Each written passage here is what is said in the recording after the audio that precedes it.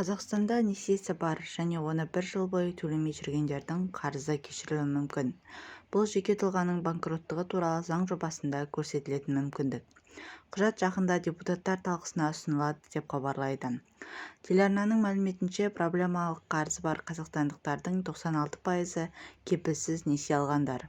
Демек, олардың дені банкроттық туралы заңның игілігін көре алады. Қарыз жойылу үшін өтелмеген сома 5 миллион теңгеге дейін болуы керек.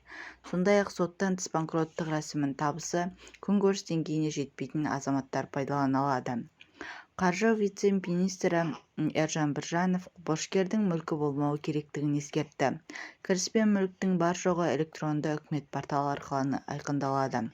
Мүліктің есебін жүргізетін барлық уәкілетті мемлекеттік орган деректер базасын біріктіреді. Осыдан кейін банктер есеп айырысу шоттары бойынша ақша қозғалысын жүзеге асырады. Соттан тыс банкроттыққа банк, микроқаржы ұйымдары мен коллекторлық агенттіктер алдындағы қарыздар бойынша қолданылуы мүмкін. Өтініш бойынша шешімді жарты жыл күтуге тура келеді. Мысалы, келесі жылы заңнама жұмыс істеді делік. 2023 жылы банкрот болып табылатын болса, кейінгі процедураға 7 жыл өткен соң жүгінуге мүмкіндік бар. Банкроттықтан кейін 3 жыл ішінде қаржылық жағдайына мониторинг жүргізіледі.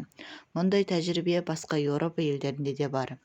Себебі әдейі жасалған банкроттық процедурасын тексеру үшін сондай тәсіл қолданылады, деді қаржы вице-министрі.